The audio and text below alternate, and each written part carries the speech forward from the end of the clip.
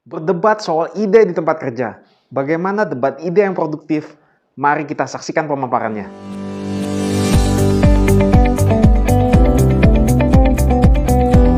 Pernahkah Anda melihat debat seperti ini?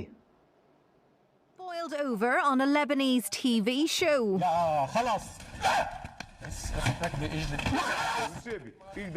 These guests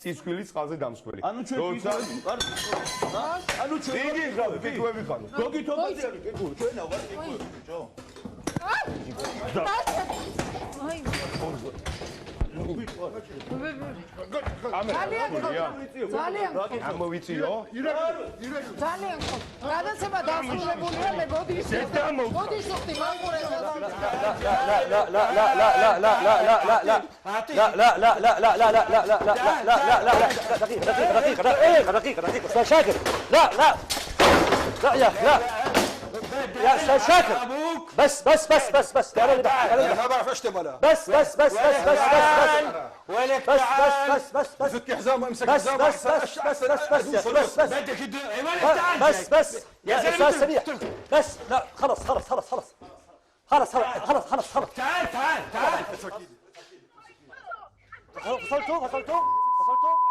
You will be sacked by the public.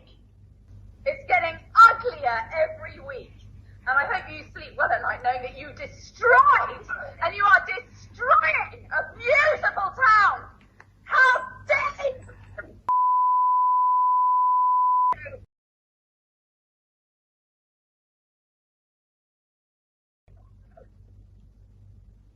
What are you?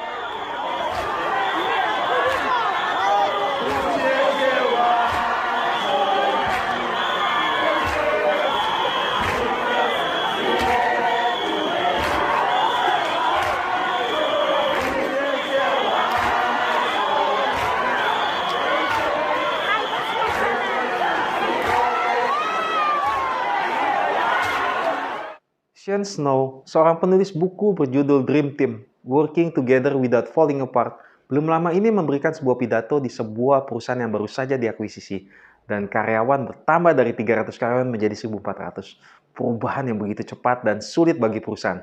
Sean bertanya kepada para pemimpin apa yang menjadi tantangan terbesar buat mereka. Banyak dari pemimpin yang ditanya tidak menjawab. Ada yang menjawab soal peningkatan infrastruktur. Ada juga yang menjawab pekerjakanlah orang-orang yang baik.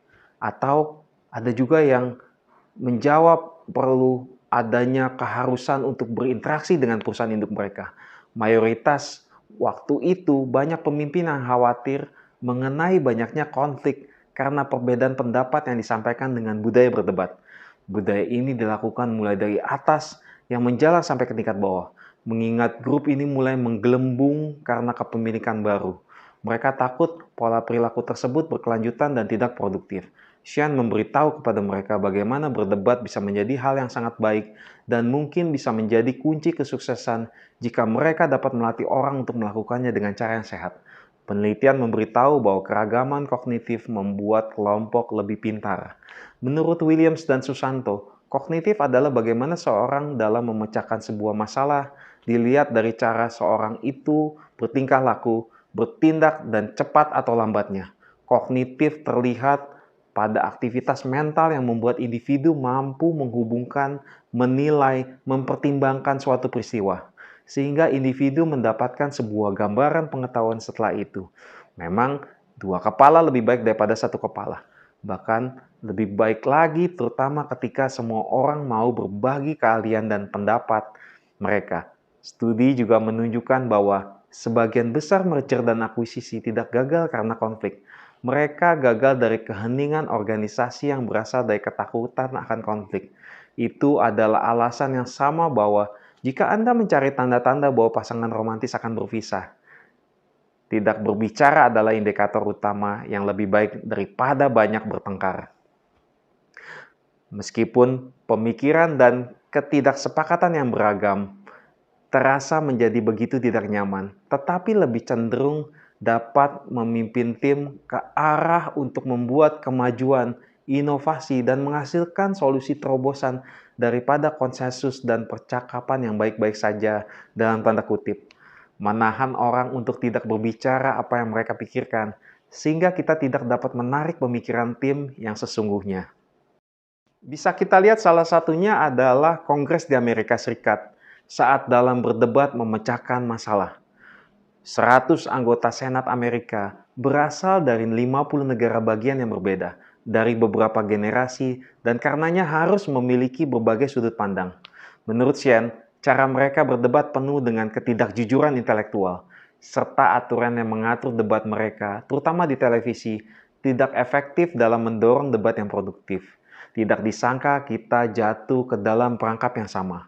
Kita terjebak untuk mencoba menang dengan mempertahankan ide kita. Jadi kita terlihat baik atau tidak membuat kelompok yang kita wakili terlihat buruk. Sehingga menyebabkan kita mengabaikan logika dan bukti yang bertentangan dengan keyakinan awal kita. Jadi kita berjuang tanpa banyak kemajuan. Kita harus mengubah dinamika ini dengan bergerak ke arah wacana yang lebih efektif, yaitu dengan melatih orang untuk mengadopsi kebiasaan yang benar, seperti bertukar ide yang beragam, serta berdebat dan secara jujur untuk menentang manfaat dari ide-ide tersebut. Shen Snow melalui tulisannya memberikan 4 aturan umum bagaimana cara untuk memiliki debat yang produktif, antara lain. Yang pertama adalah harus selalu ingat bahwa kita semua berada di tim yang sama. Kalau kita amati hampir semua debat termasuk dalam salah satu dari 3 kategori, yaitu kategori pertama, di mana tujuannya adalah untuk meyakinkan orang bahwa Anda benar. Kategori kedua, yaitu di mana tujuannya Anda terlihat lebih baik dibandingkan lawan bicara. Kategori ketiga, bertujuan untuk menemukan solusi yang lebih baik bersama-sama. Nah, kategori ketiga ini yang membantu kita menemukan solusi yang lebih baik secara bersama-sama, lalu bisa mendapatkan hasil maksimal dari keragaman kognitif kelompok. Agar kita bisa mengarahkan orang ke arah tersebut, siapkanlah panggung untuk memulai diskusi dengan tujuan bersama, semangat menyelidiki bersama-sama, dan menekankan bahwa semua orang berada di tim yang sama. Pemimpin harus menawarkan pengingat ini. Kita di sini bersama-sama sebagai kawan, bukan musuh, dalam semangat penyelidikan. Semua sudut pandang yang mendukung tujuan ini dipersilahkan. Di sini tidak ada pemenang. Tim menang jika kita membuat kemajuan. Setiap orang adalah peserta yang setara. Tidak ada hierarki atau bobot khusus yang diberikan pada sudut pandang satu orang di atas sudut pandang orang lain.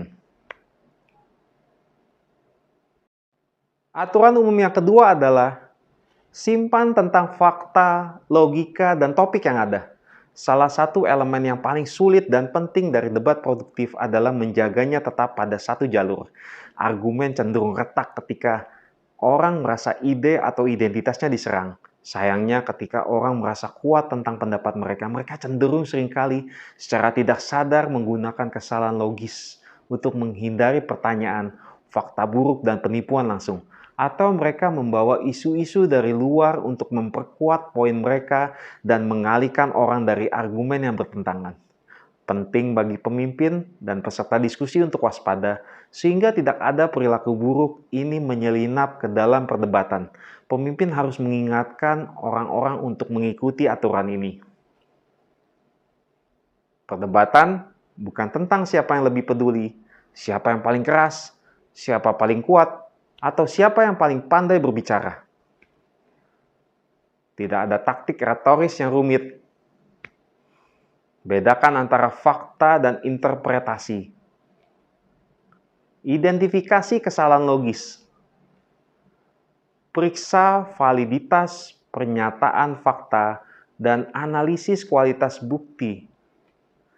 Jika debat beralih ke topik lain, akuilah dan atur ulang.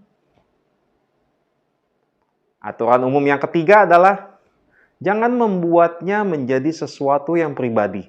Sekali lagi dikatakan bahwa argumen cenderung retak ketika orang merasa ide atau identitasnya mereka diserang.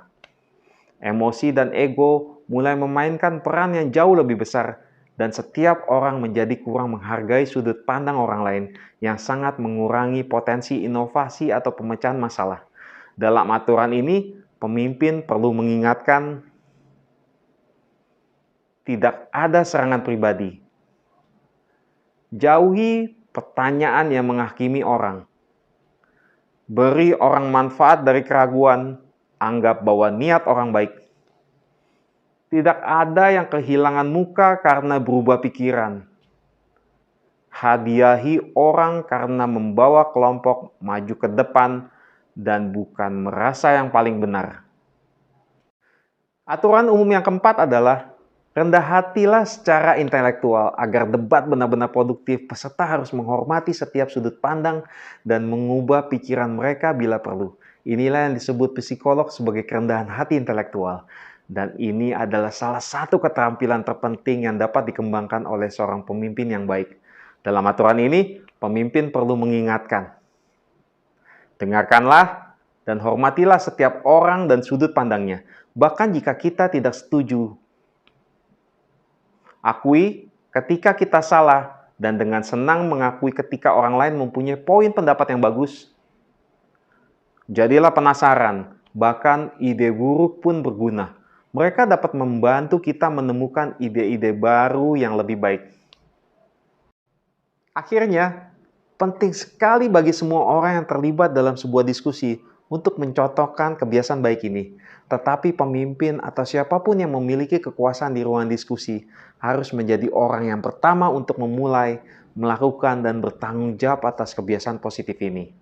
Terima kasih, sehat dan sukses selalu untuk Anda. Semangat!